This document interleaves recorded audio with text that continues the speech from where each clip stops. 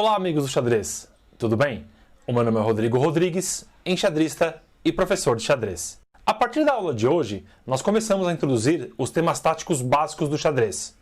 Hoje nós veremos 4 deles: a cravadura ou pregadura, como também é conhecida, o garfo, o ataque duplo e o cheque descoberto.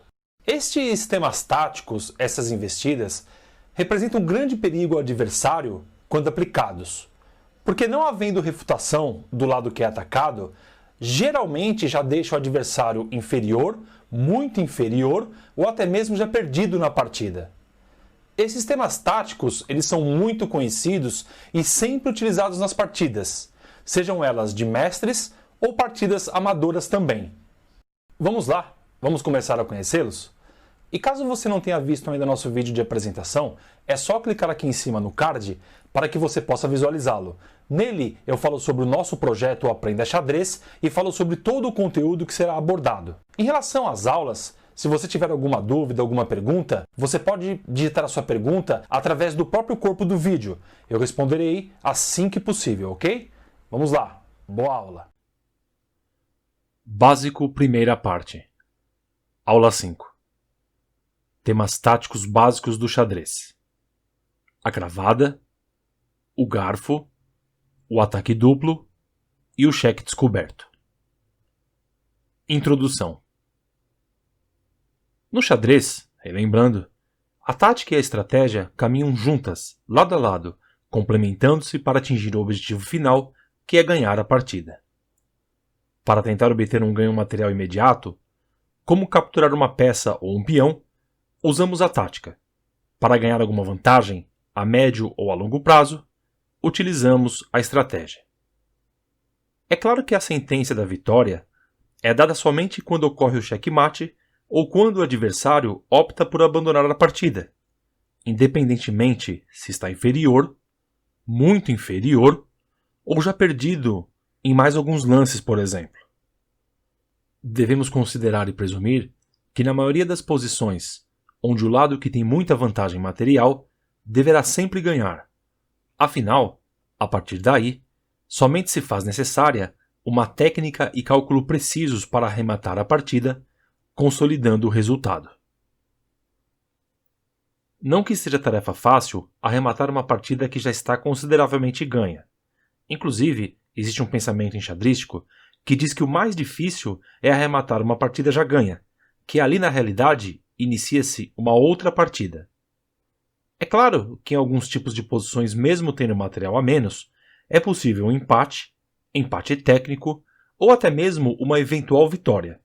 Mas estas são consideradas exceções, e não a regra geral. Geralmente, quem tem material a menos sem nenhuma compensação acaba por perder a partida, desde que, é claro, como já citado, o enxadrista que tem a vantagem seja capaz de convertê-la em vitória.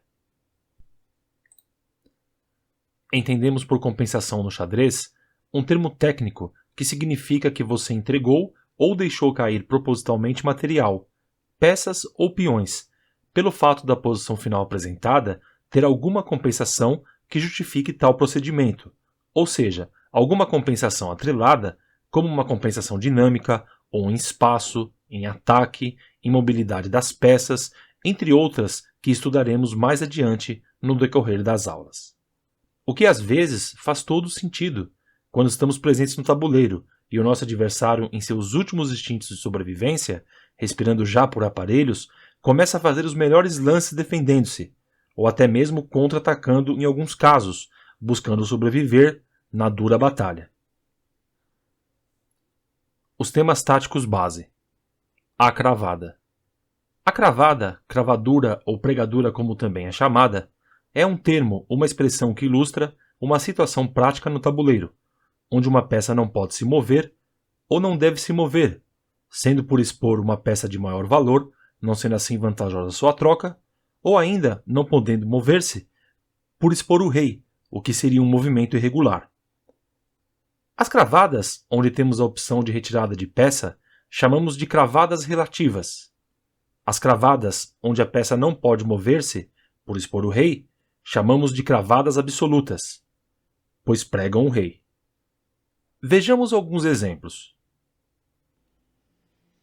Aqui, as brancas após o início do jogo com 1, E4, E5, 2, D3, cavalo F6, I3, bispo G5, dizemos então que o cavalo negro está cravado, pois se o mover, apesar da cravada ser relativa, ainda assim não seria bom, porque seguiria a troca de uma peça de maior valor, a sua dama, por uma peça de menor valor, o bispo do adversário. Inclusive, nessa situação, perdendo o roque, o que seria muito ruim também, já que trata-se de uma importante manobra defensiva. Caso não tenha visto a aula que fala sobre a importância do roque e o valor relativo das peças, acesse o card clicando nele aqui em cima e assista às aulas. Neste outro exemplo, o cavalo negro está cravado sendo impossível movê-lo. Aqui já não é opcional seu movimento, já que ao fazê-lo, iria expor o rei, colocando-o em xeque, o que não é permitido pela regra do jogo. Logo, uma cravada absoluta. Neste outro exemplo, temos uma cravada com peças maiores envolvidas. Apesar de poder mover o bispo, isso não seria recomendado, já que a sua peça maior, de maior valor, a torre, estaria sob ataque, assim sendo sua troca não justificada. As cravadas são assim. Ao realizá-la, estamos criando ou tentando criar problemas ao adversário na evolução do segmento do jogo. Ainda que às vezes algumas cravadas não sejam no momento tão preocupantes, por terem defesa e não representarem um perigo imediato, devemos ter em mente que sempre é uma situação que devemos estar alertas, pois uma cravada sempre traz consigo uma situação de pressão e atenção necessária, quase que constante. O garfo. O garfo acontece quando do ataque simultâneo de nosso peão a duas peças adversárias.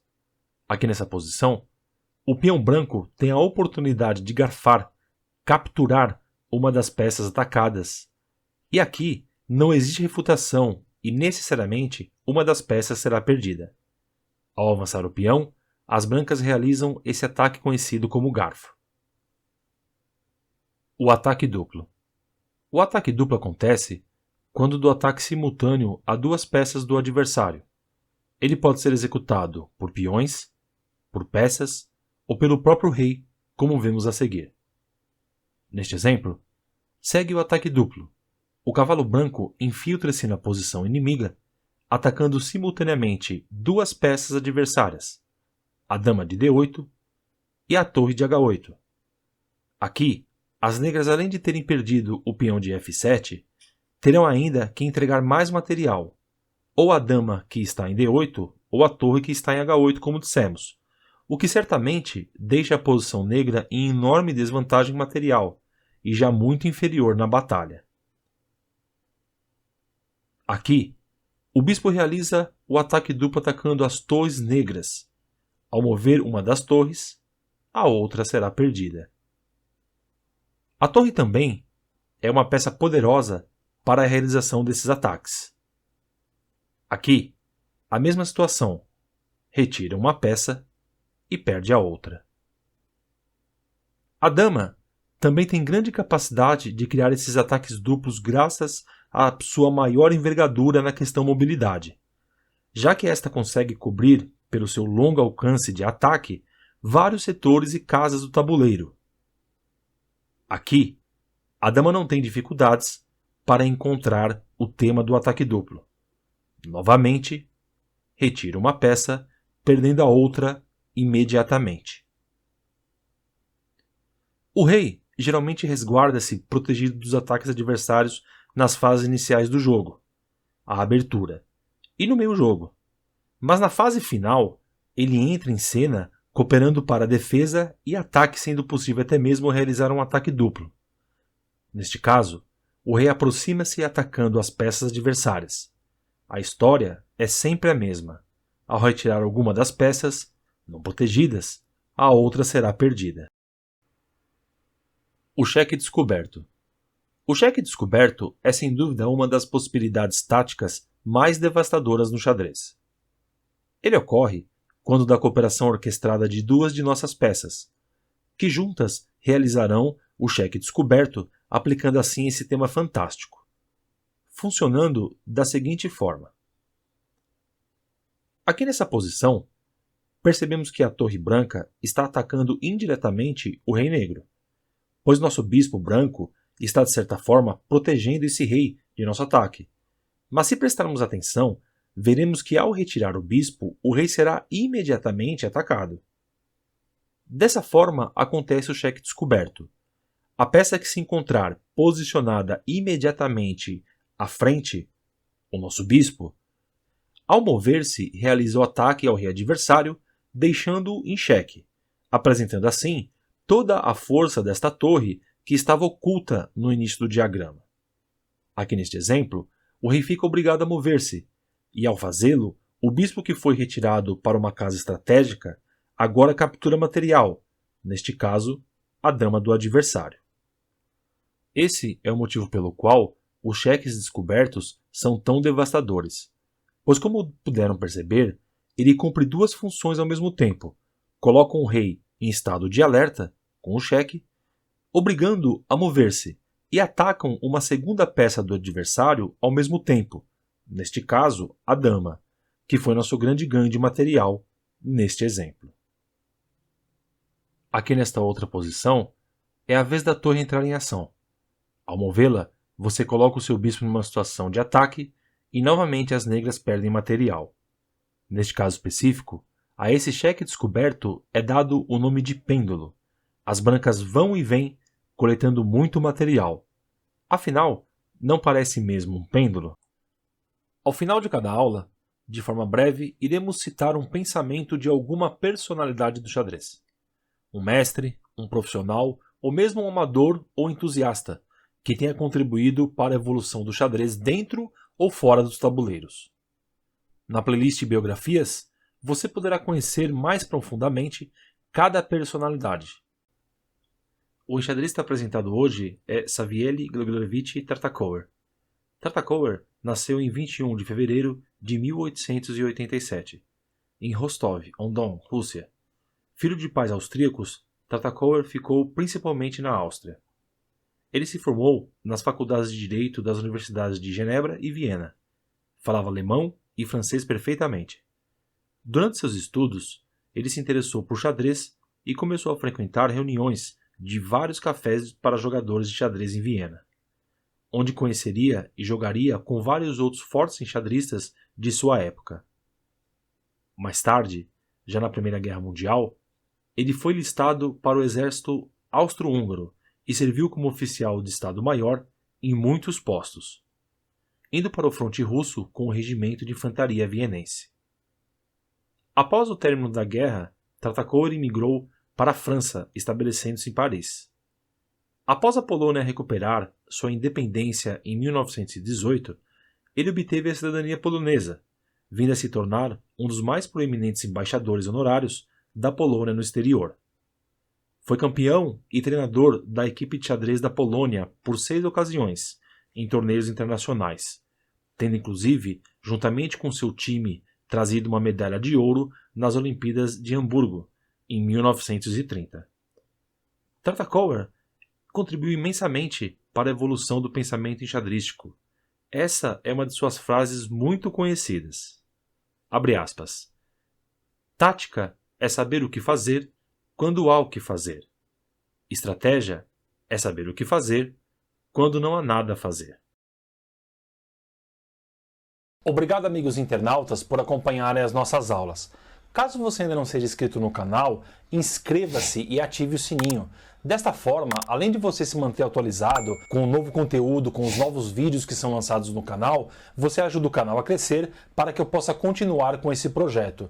E novamente, se você tiver alguma dúvida em relação ao conteúdo abordado, não deixe de enviar as suas dúvidas, as suas perguntas. Eu vou responder o mais breve possível, ok?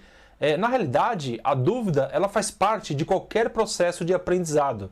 Eu costumo dizer que só aprende quem entende. Então, muito obrigado pelo seu tempo disponibilizado e até a próxima aula. E não se esqueça, no xadrez, após o jogo, reis e peões são guardados na mesma caixa. Um grande abraço e até breve.